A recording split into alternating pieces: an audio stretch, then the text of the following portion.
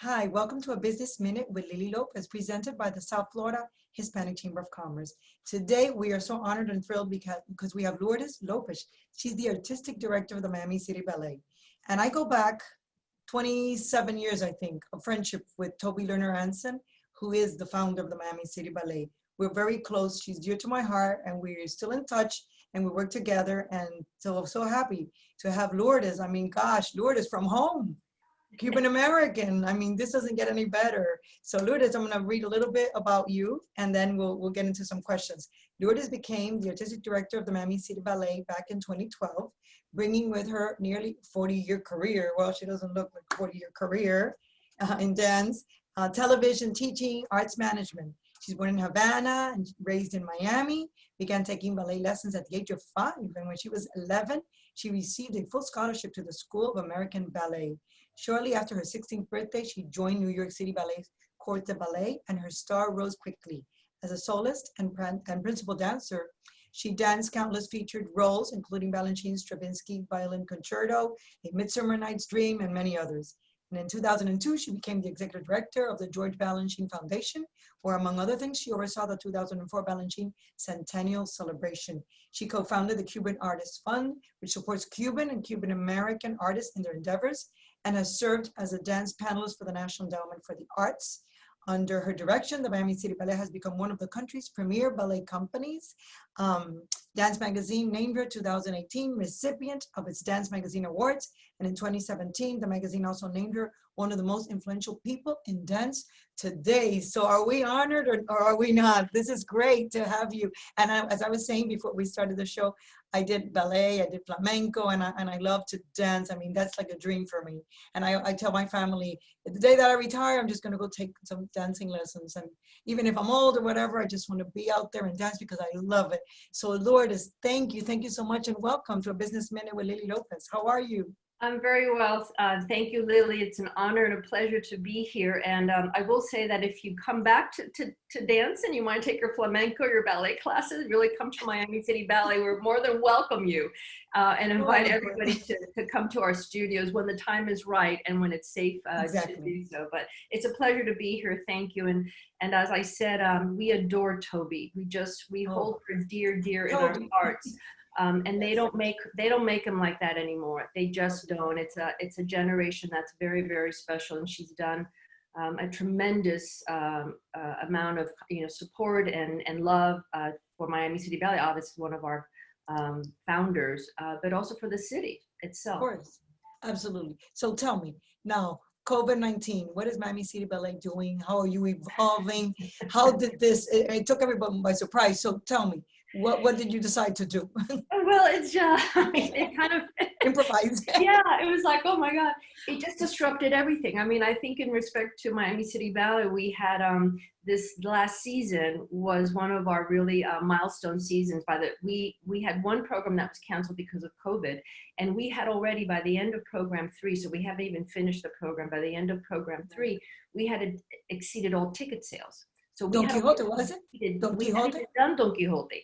And already it was the highest ticket sales in the history of the company. So what was interesting is that we had developed that fan base, in terms of really being an integral part of this city. So, but I was very proud because we kind of pivoted with lightning speed, and we immediately, within a week and a half, had 108 classes, online classes offered at the school, because we wanted to make sure that we continued to offer this training, but also this sense of community to our students and to our parents and to their parents.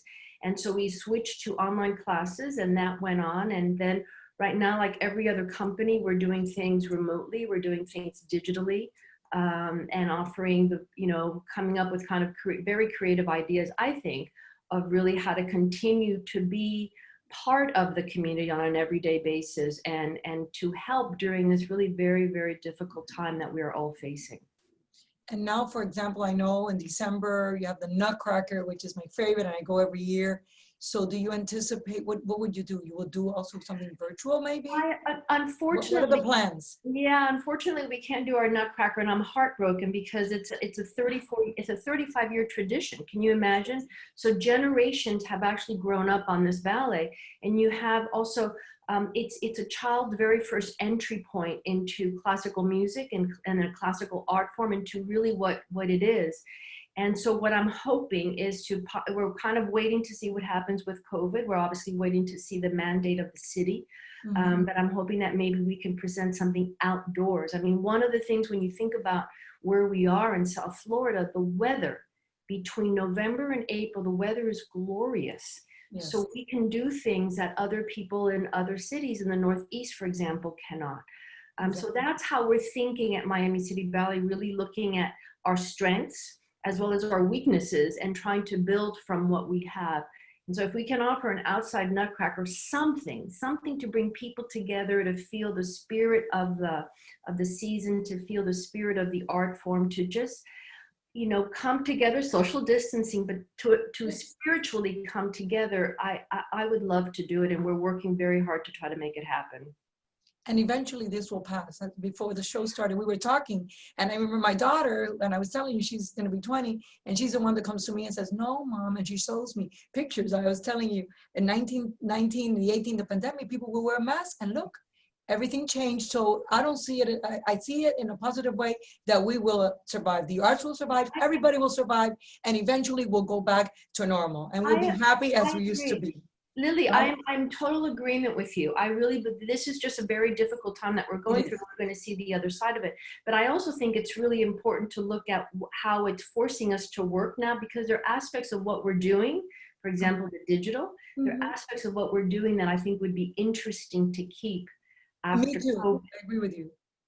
So. I agree with you. I think that eventually, like us in the chamber, we'll be able to incorporate and keep doing our events. And for those people that sometimes didn't have the time, we could do virtual things, events for them as well. So I think in reality, this will work out. What do you think about that? I do too, because I think what technology has removed certain barriers, right? And so for me, it has democratized what we do. It's allowed us to actually go into a broader community. In a much easier way. And while I still yearn for the human connection, believe me, I still want that dancer, I still want that parent, I still want that student, I still want my friend next to me. But there are ways of actually communicating now that we're doing that are interesting and really are working in a different way.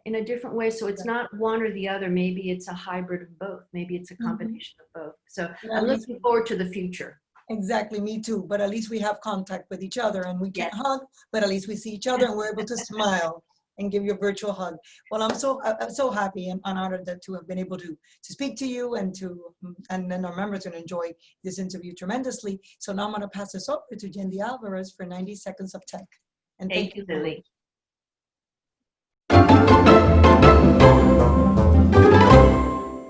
Thank you so much, Lily, and welcome, Lourdes. It's an honor for me as being a 15-plus-year ballerina. I've trained in Miami. I've trained with so many dancers who are amazing. I myself went to New World, and I know the importance of being a professional dancer and keeping up with your training. Once you hit pro, it's not about you hit pro. You have to keep training. How has the digital version of conducting class or rehearsals, how has that affected a physical dancer? Well, first of all, like my invitation to Lily, please, whenever you want to come back to start your training again, just think of Miami City Ballet and do come join us. The virtual training, actually, we pivoted, as I said, kind of very, very quickly. When I say we, not just Miami City Ballet, I say the dance world. And so immediately people got online. They used Zoom. It was very interesting. You looked at the public school systems, how they were using digital to kind of reach out to their students and to teach their students. And though it wasn't optimum at the beginning and you had to figure out certain ways, it's really taken on. And for me, of course, dancers were in their living rooms or in their bathrooms or in their, wherever they were at home. The spaces were limited. So what we did, Miami City Ballet, we sent all the dancers a little piece of marley, what we call linoleum, which is the floor that we dance on, right? Because some were on cement, some were on wood. It was just varied. So every dancer that was either here in Miami. If not, we tried to ship it. We got a piece of linoleum for them to be able to do their bars. And so we started offering company classes through Zoom. With live music, there was a little bit of a delay, but you got used to that. It's really amazing what the human being gets used to, right?